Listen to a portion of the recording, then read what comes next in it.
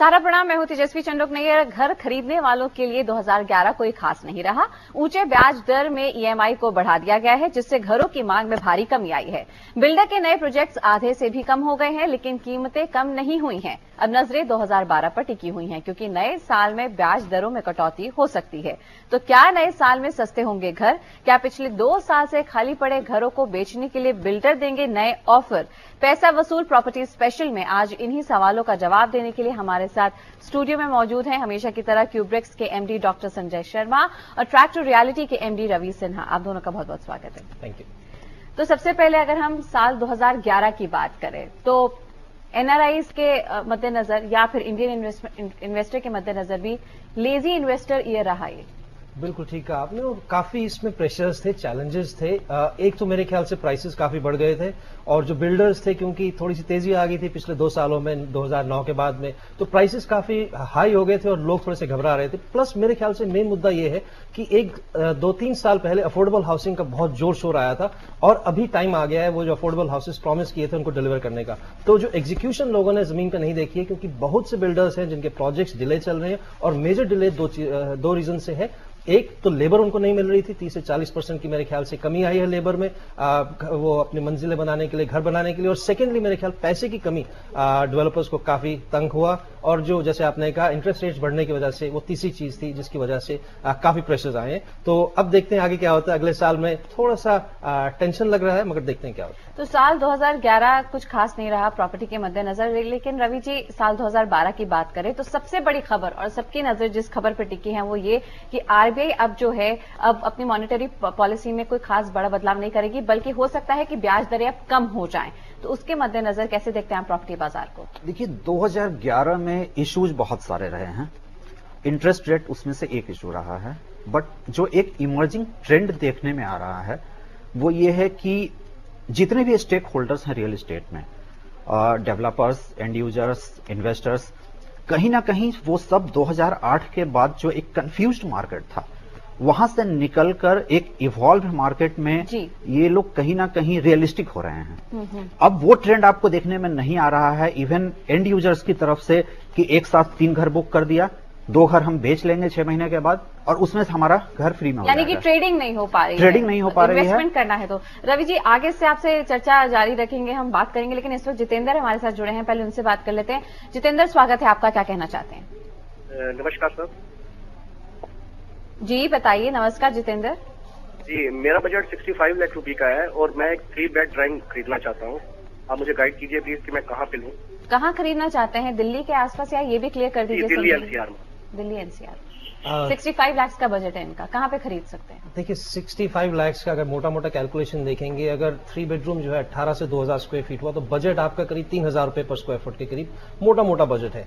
और 3000 रुपए का पर स्क्वायर फुट का अगर बजट देखेंगे, जनरली आपके जो ऑप्शंस होंगे नोएडा एक्सटेंशन तो मेरे ख्याल से अभी थोड़ा सा रुक के देखेगा, क्योंकि उसमें थोड़ी प्रॉब्लम्स हैं। मगर आप राजनगर एक्सटेंशन, क्रॉसिंग रिपब्लिक, नहीं तो गुड़गांव में अगर आप सेक्टर 91, 92, 95 की तरफ जो मनेसर की तरफ है, थोड़ा न्यू गुड़गांव का इलाका जिसे कहते हैं, उस तरफ देखेंगे तो मेरे ख्याल आपको काफी ऑप्शंस मिल जाएंगे। 65 लाख में 2 बेडरूम आपका थोड़ा सा ज्यादा बेहतर रहेगा। अगर इन्वेस्टमेंट के लिए देख रहे हैं, मेरे ख्याल से इन्वेस्टमेंट के लिए 2 बेडरूम देखिए। अगर अपने रहने के लिए देख रहे हैं और बड़ी जगह चाहिए तो 3 बेडरूम देखना पड़ेगा, मगर आपके पास ऑप्शन जो होंगे काफी कम होंगे। हालांकि वेस्टर्न मार्केट्स का कोई खास कोरिलेशन नहीं रहता है जहां तक प्रॉपर्टी की बात है। इंडिया में शेयर मार्केट का जरूर असर पड़ता है, लेकिन प्रॉपर्टी का कोई खास कनेक्शन रहा नहीं है। लेकिन जिस तरह से कमर्शियल प्रॉपर्टी की बात करें तो वेस्ट में काफी ज्यादा डाउनटर्न देखा है हमने साल 2011 में। आपको क्या लगता है, अगर साल 2012 की बात करें तो हिंदुस्तान में कमर्शियल प्रॉपर्टी के लिए कैपिटल एप्रिसिएशन कितना होगा रवि जी?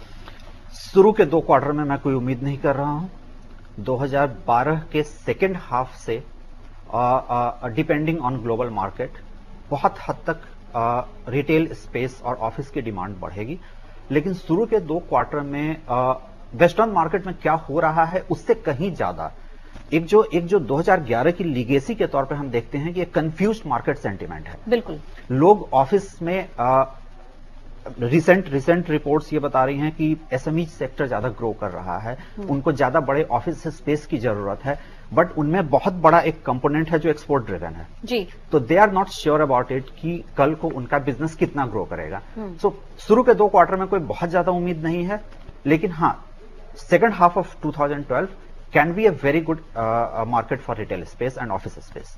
चलिए ये हम देखेंगे। और इस वक्त हमारे साथ एक और कॉलर जुड़े हुए हैं। जी बताइए अपना नाम, क्या सवाल है आपका? मैडम राजेश गुप्ता मोहाली से। जी मेरा मोहाली में 125 सेक्टर में central government employees welfare housing organisation का 2 बेडरूम का फ्लैट है। अभी पोजेशन नहीं मुझे मिला, तो आई वांट टू चेक कि पोजेशन जैसे ही मिलता है 2-3 महीने में मुझे उसको रखना चाहिए या निकाल देना चाहिए, और वो मुझे 20 लाख रुपए में मिला। संजय जी कुछ और पूछना चाहते हैं? नहीं, मेरे ख्याल से देखिए, मोहाली की जो मार्केट है, मोहाली के आसपास अभी आप देखेंगे न्यू चंडीगढ़ डेवलप हो रहा है, और मोहाली की कहानी थोड़ी सी टेढ़ी सी थी, क्योंकि काफी साल पहले अगर आप देखेंगे 4-5 साल पहले बहुत सा वो ऑप्टिमिज्म आई थी मोहाली के मार्केट में, क्योंकि चंडीगढ़ में तो बहुत मुश्किल हो गया था चीजें खरीदना, और मोहाली में काफी बड़े बड़े बिल्डर्स आए थे और काफी बड़े बड़े प्रोजेक्ट्स उन्होंने लॉन्च किए थे और काफी रीजनेबल प्राइस पे दे रहे थे। पर एग्जीक्यूशन सबका वीक रहा, और मेनली वीक इसलिए रहा क्योंकि वहां पर इन्वेस्टर्स बाहर से ज्यादा थे और लोकल डिमांड बहुत थी, कम थी।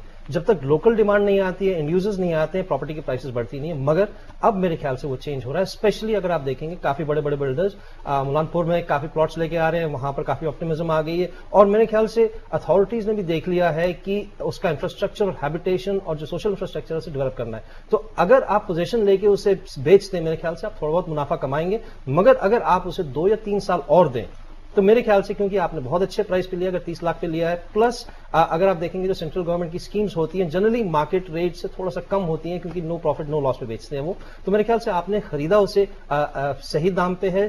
टाइम थोड़ा सा आपका गलत था, मगर जगह आपने सही खरीदी है, उसे थोड़ा सा होल्ड कीजिए, थोड़ा सा उसमें अप्रिसिएशन आने दीजिए, क्योंकि जैसे वहां पे हैबिटेशन होती है आसपास में, और मेरे ख्याल से मोहाली और न्यू चंडीगढ़ का इलाके का टाइम आ चुका है, आप 2 से 3 साल दीजिए, उसे होल्ड कीजिए, क्योंकि अगर आप यहां से अपना पैसा निकाल भी लें, मेरे ख्याल से कोई दूसरी जगह इस बजट में इतने अप्रिसिएशन, पोटेंशियल अप्रिसिएशन के साथ आपको मुश्किल से मिलेगी। अगर आपने ढूंढ रखी है तो जरूर इन्वेस्ट कीजिए, बट हम सोचते हैं कि जहां पे आपका इन्वेस्टमेंट अभी है उसे होल्ड कीजिएगा। बिल्कुल। तो राजेश, अभी आपको अपनी प्रॉपर्टी रिटेन करनी चाहिए, ये सलाह है संजय जी की। रवि, यहाँ पे अगर हम बात करें कुछ फंडामेंटल्स की, तो कमर्शियल प्रॉपर्टी के लिहाज से साल 2012 अच्छा रहेगा, लेकिन एक और एडवांटेज जो देखी जा रही है, खास करके यहाँ पे एनआरआई इन्वेस्टमेंट की बात करें, जिससे कि ज्यादा इन्फ्लेक्स आएगा मार्केट के अंदर, वो ये कि एक्सचेंज रेट का स्ट्रेट एडवांटेज मिलने वाला है। डॉलर बहुत मजबूत हो चुका है, रुपया बहुत नीचे गिर चुका है, जिसकी वजह से अब ये भी देख रहे हैं कई डेवलपर्स की, हो सकता है जो फॉरेन इन्वेस्टमेंट होगा इस मार्केट में वो 15%, क्योंकि सस्ता मिलेंगे प्रॉपर्टीज बाहर के इन्वेस्टर्स को, तो उसकी वजह से 2012 में बहुत ज्यादा इन्फ्लक्स होगा।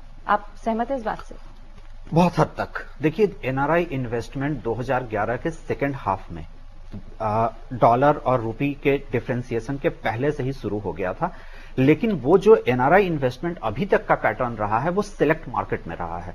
Gujarat has been the biggest beneficiary over a period of time. बहुत सारा एनआरआई इन्वेस्टमेंट जो कि दुबई मार्केट में जा रहा था, उसके इंडिया में आने के चांसेस बढ़ रहे हैं। बिल्कुल। और इसमें वो जो कमर्शियल डाउन टर्न है वेस्ट का, शायद उसका भी फायदा मिल जाएगा इंडियन मार्केट को। फायदा नहीं, मेरे ख्याल से नुकसान मिलेगा, क्योंकि अगर एनआरआई का पैसा यहां पे आया, प्रॉपर्टीज में लगा, तब तो फायदा है। अगर एनआरआई ही वापस आ गए, जैसे कि लग रहा है काफी एनआरआई को वो तैयारी कर रहे हैं वापस आने की, अगर एनआरआई से वापस आ गए तब तो मेरे ख्याल से कमर्शियल में उतना फायदा नहीं होगा। तो डिपेंड करता है कि वेस्टर्न इकोनॉमी कैसी है, क्योंकि अगर वो वहां पे पैसा कमा के यहां भेजते हैं तब यहां पे आपको इन्फ्लक्स मिलेगा, अदरवाइज चलिए संजय जी, इस पे मैं इलेबोरेशन में जानूंगी कि अभी जो डॉलर मजबूत हो रहा है उसका कितना फायदा हो सकता है इंडियन प्रॉपर्टी को, अगर हम एनआरआई इन्वेस्टमेंट की बात करें। लेकिन सुब्रोतो हमारे साथ जुड़े हैं, पहले उनसे बात कर लेते हैं। सुब्रोतो, स्वागत है आपका, क्या कहना चाहते हैं? हाँ, फर्स्ट ऑफ ऑल तो merry Christmas to all of you. Merry Christmas Subroto, बताइए। मेरा कुछ नहीं है कि मेरा करीब 40-45 तक का बजट है, तो मेरे को नहर पार्क ग्रेटर फरीदाबाद में जो हो रहा है उसमें उसको इन्वेस्ट करना है। इन्वेस्ट मतलब मेरे को एंड यूजर हूँ, मेरे को रहना है एक्चुअली, तो ये स्टेप का रहेगा मेरा मतलब।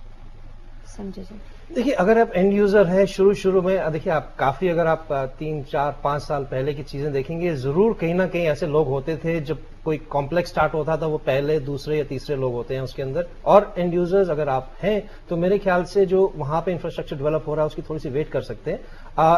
आपको ऑप्शंस भी काफी मिल जाएंगे, और फरीदाबाद की एंड यूजर की तरफ से ये अच्छी स्टोरी है कि वहां पे जो इन्वेस्टमेंट्स लोगों ने की थी अभी तक रंग लेके नहीं आई है, क्योंकि वहां पर नंबर 1 सप्लाई बहुत ज्यादा है, नंबर 2 एग्जीक्यूशंस की प्रॉब्लम्स है, नंबर 3 खूब सारे इन्वेस्टर्स उसके अंदर आ गए थे, तो उन्होंने अपनी पेमेंट्स टाइम पे नहीं की, तो बिल्डर्स जो है वो अपना जो है प्रोजेक्ट्स कंप्लीट नहीं कर पाए, तो आपको सस्ते दाम के ऊपर चीज मिल जाएगी। 45 लाख का आपका बजट है, तो अगर आप मेरे ख्याल से 2 बेडरूम देख रहे हैं, 1000 स्क्वायर फीट का होगा, 4000 रुपए का बजट होगा।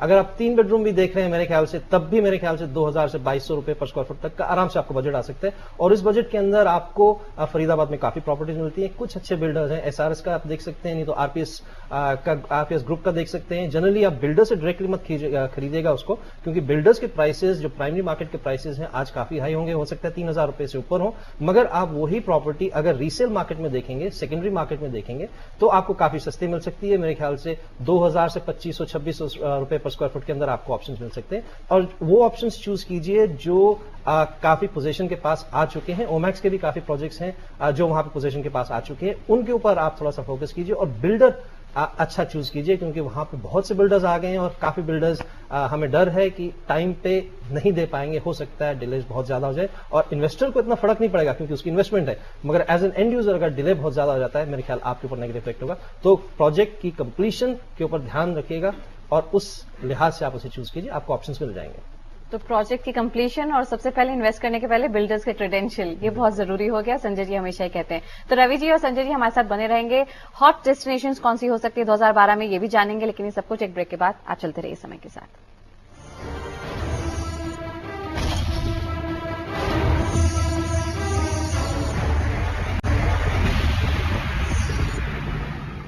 तो आने वाले सालों में हो सकता है जब आरबीआई अपनी नई मॉनेटरी पॉलिसी लाएगी तो उसमें जो संशोधन होंगे वो आपके फायदे के लिए होंगे और आपके लिए शायद लोन सस्ते होंगे। इसी के मुतालिक रवि जी आपसे जानना चाहूंगी, जब नई मॉनेटरी पॉलिसी आएगी तो ये उम्मीद जताई जा रही है कि इंटरेस्ट रेट कम हो जाएगा, जो कि बेनिफिशियल रहेगा तमाम इन्वेस्टर्स के लिए। इस नाते फ्लोटिंग रेट पर लोन लिया जाए या फिक्स रेट पर? ये हमेशा से बहुत मुश्किल सवाल रहा है किसी भी एंड यूजर के लिए कि वो फ्लोटिंग रेट पे जाए या फिक्स रेट पे जाए। बट अभी के ओवरऑल मैक्रो इकोनॉमिक इंडिकेटर्स को देखते हुए फ्लोटिंग रेट ज्यादा सुटेबल है, क्योंकि interest rates are at all time high. इसके ऊपर जाने के अब चांसेस नहीं है, नीचे ही आने के चांसेस हैं, तो फ्लोटिंग रेट इस समय ज्यादा सूट करता है। अगर हम ग्रोथ स्टोरी की बात करें, पिछले साल 2011 की बात करें, तो ऑलमोस्ट एक जैसी रही है इंडियन ग्रोथ स्टोरी। थोड़े बहुत टर्बुलेंसेज रहे हैं और यहाँ पे सरकार की तरफ से पूरी कोशिश है कि आगे जो ग्रोथ रेट है वो बढ़ता जाए, लेकिन अभी पिछले 1 महीने में हम देखा कि पूरी तरह से एक यू टर्न था, शायद उसको हमें वी कहना चाहिए। तो उसके नाते क्या आपको ये जो इफेक्ट है वो 2012 में प्रॉपर्टी के सेक्टर में दिखेगा? देखिए, प्रॉपर्टी के सेक्टर्स बेसिकली एक तो जैसे रवि जी ने कहा, एक तो कमर्शियल है, रिटेल का अलग सेगमेंट है, मगर रेजिडेंशियल में अगर आप देखेंगे वहां पे 2 डिस्टिंक्ट मार्केट्स हैं, एक्चुअली 3 कह सकते हैं। एक तो जो प्रॉपर्टी बिल्कुल रेडी है, तैयार है, सेकंड जो कंस्ट्रक्शन की स्टेज में काफी एडवांस्ड है, और तीसरी है जो अभी लॉन्च करे जा रहे हैं धनाधन। मतलब अभी तो कम हो गया, मगर पिछले 1.5 साल पहले काफी लॉन्च किए थे उन्होंने और उनके ऊपर काम नहीं चला है। तो जिनके ऊपर काम नहीं है, जो काफी डिलेड प्रोजेक्ट्स हैं, मेरे ख्याल उनके लिए तो मार्केट बहुत लो है और मेरे ख्याल और नीचे जाएगी, क्योंकि बिल्डर्स को बेचना मुश्किल हो जाएगा। अब सपने आप कितनी देर तक बेच सकते हैं? कुछ साल तक बेच सकते हैं, फिर लोग भूल जाएंगे, फिर से आप स्टार्ट कर सकते हैं, मगर लोगों को जब याद आ जाएगा तो फिर नहीं बेच पाएंगे। सेकंड रही जो ready to move in property है, मेरे ख्याल से तेजस्वी, उसके अंदर हमेशा ग्रोथ रहेगी अगर आप लोकेशन अच्छी चूज करें, और क्योंकि उसमें जो एग्जीक्यूशन रिस्क रहता है वो खत्म हो जाता है। जो आपको चीज दिख रही है वही आपको मिलती है। तो जो प्रॉपर्टी रेडी है उसके अंदर मेरे ख्याल से ग्रोथ ही रहेगी, क्योंकि अगर आप देखेंगे इंडिया के अंदर पैसे की कमी नहीं है, यहाँ पर सप्लाई की कमी है, अच्छे बिल्डर्स की कमी है, और प्रॉपर्टी जो है अच्छी की उसकी कमी है। तो मेरे ख्याल से मार्केट को सेगमेंट करेंगे, कुछ जो है नीचे की तरफ जाएगी। कि कब तक बिल्डर गोल्ड कॉइन या दुबई की आपको ट्रिप देंगे? जरूरी है कि पहले आप अपनी पूरी प्रोफाइल को देखें और उसी हिसाब से इन्वेस्टमेंट करिए। बाबूलाल हमारे साथ जुड़े हुए हैं कोलकाता से। बाबूलाल, क्या सवाल है आपका? आप हमें सुन पा रहे हैं बाबूलाल जी? हाँ, सुन पा रहे हैं जी। जी बताइए, आपका सवाल क्या है? ये जो प्रॉपर्टी की रेट अनाप शनाप बढ़ रही है, 5,000 रुपया, 7,000 रुपया, 15,000 स्क्वायर फुट, इतने क्यों हो रही है? देखिए, प्रॉपर्टी की जो प्राइस है वो डिपेंड करती है कि अगर उसे कोई बेच रहा है तो खरीदने वाला किस प्राइस पे। देखिए, 2 तरीके होते हैं। एक तो आप ये कह सकते हैं कि मार्केट के अंदर जितना आपने पैसा खर्च किया उसमें 10-15% प्रॉफिट लेके बिल्डर उसे बेचे तो जायज रेट है, मगर मार्केटिंग का ये असूल है कि प्राइस उस तरह से सेट नहीं होती है कि उसको बनाने में कितना खर्चा लगा है। प्राइस उस तरह से सेट होती है खरीदने वाले लोग जो है वो कितना देना चाहते हैं, मार्केट के रेट्स वही डिसाइड करती है। इसीलिए कई जगह आप देखेंगे प्रॉपर्टीज के रेट्स काफी बढ़ते रहते हैं, क्योंकि सप्लाई जो है रिस्ट्रिक्टेड रहती है और डिमांड जो होती है, चाहे आर्टिफिशियल हो, चाहे रियल हो, चाहे उसमें जेन्युइन डिमांड हो चाहे ना हो, मगर डिमांड कम हो जाए, मतलब डिमांड खूब होती है और सप्लाई कम होती है तो प्राइसेस ऊपर ऊपर ऊपर ऊपर खींचते जाते हैं। और अगर आप देखेंगे, अगर कोलकाता से कह रहे हैं, मेरे ख्याल से आप बिल्कुल सही कह रहे हैं, क्योंकि अगर जो न्यू टाउन राजारहाट की तरफ आकर देखेंगे आप, वहां पर खूब सारी प्रॉपर्टीज तैयार भी हो गई हैं, मगर वहां पे ना तो कोई इंफ्रास्ट्रक्चर है, बिजली की प्रॉब्लम है, पानी की प्रॉब्लम है। और जब तक लोग मिलके और बिल्डर्स मिलके इस चीज को एड्रेस नहीं करते हैं, एडमिनिस्ट्रेशन को बोलते नहीं है कि उन चीजों को एड्रेस करें, तब तक मेरे ख्याल अगर प्राइसेस बढ़ते जा रहे हैं बिना मतलब के तो गलत है। अगर वहां पर रहने की जगह है, वहां पे बिजनेस की जगह है और फिर प्राइसेस बढ़े तो वो जायज बात है। इसीलिए कहते हैं कि किसी प्रॉपर्टी प्राइस बढ़ने के लिए इकोनॉमी वहां की अच्छी हो तो प्राइसेस बढ़ते हैं। इसमें मैं ये कहना चाहूंगा कि ये जो era of quick appreciation India में रहा है, जिसमें आपने घर खरीदा 2 साल से 3 साल के अंदर 200% का एप्रिसिएशन हुआ है, वो फेज ओवर हो चुका है। अब अगर वो ये कह रहे हैं कि 500% 700% बढ़ेगा, तो अब ऐसा 2012 में मुझे नहीं दिखता कि डबल एप्रिसिएशन या ट्रिपल एप्रिसिएशन जैसी कोई बात अब होने वाली है। और रवि जी जो देखी जा रही है वो ये कि अब बिल्डर्स जो इतने सस्ते सस्ते फ्लैट्स दे रहे थे या जिस तरह का वो ब्रेकअप दे रहे थे तमाम इन्वेस्टर्स को, अब वो मिलना थोड़ा कम हो गया। उसकी देखिए, अफोर्डेबल हाउसिंग तो एक अजीब मिथ के साथ शुरू हुआ था। डेवलपर्स ने 2008 में जब suddenly they woke up to the reality कि उनकी मार्केट क्रैश कर रही है, तो उन्होंने अपनी प्रोजेक्ट्स को रिपोजिशन किया, अफोर्डेबल हाउसिंग की तरफ आए। आज तक उसमें से कोई भी ऐसा प्रोजेक्ट डिलीवर नहीं हुआ है जिसको कि real estate sector flagship project के तौर पे दिखा सके कि ये देखो एक हमने अफोर्डेबल हाउसिंग प्रोजेक्ट दिया। 70% उसमें प्रोजेक्ट्स ऐसे हैं जो रिपोजिशन होकर मिड सेगमेंट में अब आ चुके हैं। तो अफोर्डेबल हाउसिंग जो है वो डाउनटर्न में एक मार्केटिंग गिमिक के तौर पे सामने आया था, which has never been delivered. यानी कि एक बबल था ये जो कि बर्स्ट कर चुका है। अब जैसे रवि ने कहा, मार्केटिंग गिमिक था, बेचने के लिए, नया मार्केट पोजीशन करने के लिए। और एक्चुअली मेन चीज है कि उसमें प्रॉफिट मार्जिन इतने कम थे बिल्डर्स के, लग रहा था कि डिलीवर नहीं करेंगे, क्योंकि अगर मार्केट सुधर जाती है और एक मकान बेच के आपको इतना प्रॉफिट मिलता है वर्सेस अफोर्डेबल में इतना मिलता है, तो अफोर्डेबल कौन बनाएगा? तो बिल्डर्स का ये ध्यान हट चुका है। अभी हमारे साथ एक कॉलर है दिल्ली से, अफरोज, वो कुछ जानना चाहते हैं। क्या सवाल है आपका? Good morning. Good morning Afroz. Actually मैं 2 BHK फ्लैट देख रहा था, इधर नोएडा एक्सप्रेसवे और यमुना एक्सप्रेसवे पे, और मेरा जो बजट है वो 25 लाख मैक्सिमम इंक्लूडिंग सारी चीजें। एक्चुअली बिल्डर ये जो बता रहे थे इन्वेस्टर क्लिनिक वाले की, देयर सेइंग दैट कि नोएडा और नोएडा एक्सप्रेसवे में मतलब इस बजट में है नहीं फिलहाल, वो काफी एक्सपेंसिव हो चुके हैं। तो यमुना एक्सप्रेसवे पे एक सुपरटेक का अप कंट्री का एक प्रोजेक्ट है, तो इधर मुझे वो लेना चाहिए फिलहाल या वेट करना चाहिए, क्योंकि वो 900 स्क्वायर फीट का वो बोल रहे हैं अराउंड 24 लाख का। जी रवि जी, कोई सलाह देना चाहेंगे आप? मैं किसी को अभी यमुना एक्सप्रेस जाने की सलाह नहीं दूंगा, क्योंकि यमुना एक्सप्रेसवे के पास 30% प्रोजेक्ट्स ऐसे हैं जो लिटिगेशन में ऑलरेडी आ चुके हैं, और मेरा डर है कि कहीं यमुना एक्सप्रेसवे दूसरा नोएडा एक्सटेंशन ना बन जाए, तो मैं किसी को भी वहां जाने की सलाह तो नहीं दूंगा। ब्रेक लेने वाले हैं तो इसलिए छोटा सा बता दीजिए आपका क्या व्यू है इस सवाल पे।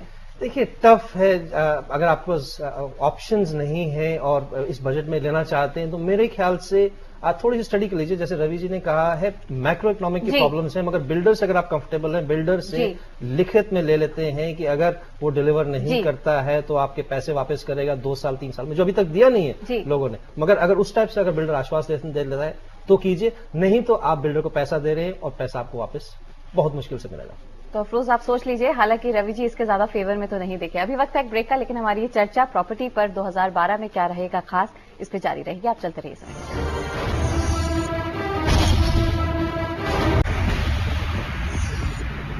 ब्रेक के बाद आपका स्वागत है और हमारे साथ सलील जुड़े हुए हैं। स्वागत है आपका, क्या सवाल है? हाँ जी, मेरा सवाल ये है मैम कि मेरा राजनगर एक्सटेंशन में एक फ्लैट है, सिर्फ अभी मैंने बुक कराया है, और मैम मेरा जीडीए में भी मेरा एक फ्लैट निकला हुआ है जो 45 वर्ग मीटर का है। तो मैम मैं दोनों एक साथ नहीं चला सकता। मेरा जो है ये पूछना है कि मैं किसको मैडम रखूं लॉन्ग टर्म्स के लिए, जीडीए वाला रखूं जो 45 वर्ग मीटर का, उसकी कीमत 10 लाख है, और या फिर वीवीआईटी वाला मैंने एक मैडम बुक कराया राजनगर एक्सटेंशन में। जीडीए का फ्लैट आपका किस एरिया में निकला है ये भी बता दीजिए। राजनगर एक्सटेंशन, राजनगर एक्सटेंशन में है। देखिए, अगर एक में आपका 10 लाख का इन्वेस्टमेंट है, एक में मेरे ख्याल से आपका 20 लाख के करीब का इन्वेस्टमेंट होगा जो राजनगर एक्सटेंशन का होगा, क्योंकि 1600 से लेकर 2200 रुपए पर स्क्वायर फुट की वहां पे कीमतें हैं। अगर आप देखना चाह रहे हैं लॉन्ग टर्म, तो मेरे ख्याल से राजनगर एक्सटेंशन की तरफ आप देखिए। क्योंकि वहां पे जो फैसिलिटीज आपको मिलेंगी, एमिनिटीज मिलेंगी, क्योंकि वो एक तरह से देखा जाए प्राइवेट डेवलपमेंट है वहां पर, और वक्त के साथ में मेरे ख्याल से इंप्रूव होगा। तो अगर आप लॉन्ग टर्म देख रहे हैं, एक तो क्योंकि आपकी इन्वेस्टमेंट वहां पे ज्यादा बड़ी है तो वो ज्यादा ग्रो करेगी, सेकेंडली क्योंकि वहां पे प्राइवेट जो है फैसिलिटीज वो थोड़ी सी ज्यादा होंगी, वहां पे माइंड से थोड़ा सा ज्यादा होगा। प्रॉब्लम्स हैं अभी राजनगर एक्सटेंशन में, मगर मेरे ख्याल से जैसे आपने कहा लीजिए, अगर आप लॉन्ग टर्म देख रहे हैं मेरे ख्याल से राजनगर वाली प्रॉपर्टी को होल्ड कीजिए, मगर सिर्फ ध्यान ये रहे कि प्रॉपर्टी आपके पास डिलीवर होनी चाहिए, क्योंकि आधी बगनी प्रॉपर्टी उसका कोई फायदा नहीं होता।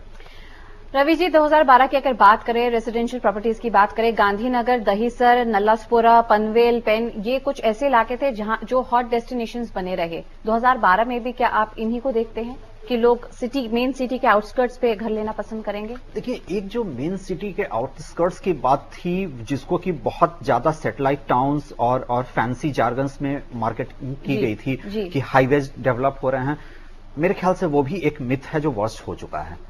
अब क्या पहले क्या होता था कि ट्रेवल टाइम को आप देखते हैं कि ट्रेवल टाइम को हम इन टर्म्स ऑफ किलोमीटर्स नहीं, टाइम के तौर पे देखते हैं, but with rising fuel cost and all, average working class who is buying a house, so वो पेरीफेरी लोकेशंस कम प्रेफरेबल होंगे। अब कम प्रेफरेबल है अगर मतलब उसमें पब्लिक ट्रांसपोर्टेशन नहीं है, जैसे कहा पेट्रोल अपना देना पड़ा तब तो बहुत मुश्किल हो जाएगी, मगर अगर वहां पे पब्लिक ट्रांसपोर्टेशन है, रेल है, मेट्रो है, बस सर्विस अच्छी है, ये तो फिर दिल्ली एनसीआर की बात होगी। ये भी मैं आपसे जानूंगी संजय जी, लेकिन इस वक्त हमारे साथ पवन है, उनसे पहले बात कर लेते हैं। पवन, स्वागत है आपका, क्या सवाल है? नमस्कार जी। नमस्कार पवन। मैं ये जानना चाहता था कि द्वारका एक्सप्रेसवे गुड़गांव में बन रहा है, उसके ऊपर बताया जा रहा है कि ये द्वारका एक्सप्रेस द्वारका से निकल करके और नेशनल हाईवे 8 को टच करेगा। इसके ऊपर बहुत से प्रोजेक्ट आए हैं जिसमें मैं लेने के बारे में सोच रहा था। मैं ये जानना चाहता हूं कि क्या ये द्वारका एक्सप्रेसवे को दिल्ली में भी मंजूरी मिल चुकी है या नहीं?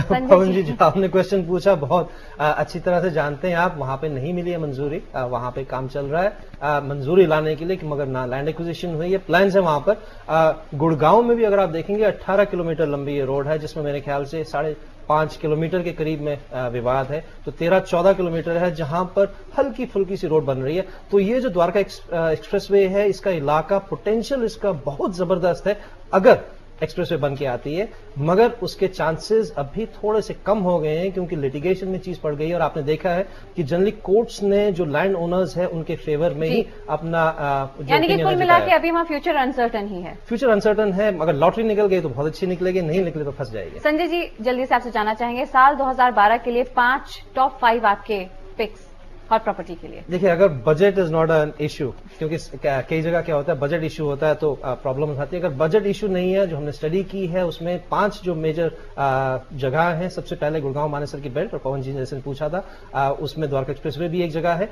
Gurgaon Manesar belt number 1, number 2 में मुंबई है, नंबर 3 में पुणे है, नंबर 4 में आपका चेन्नई है, और नंबर 5 में आपका नोएडा। बहरोर, भिवाड़ी, दारूहेरा, ये जो इस तरह के अब अपकमिंग आप टाउनशिप्स देख रहे हैं, इनको आप कहां देखते हैं? क्या इसमें प्रॉफिटेबल है?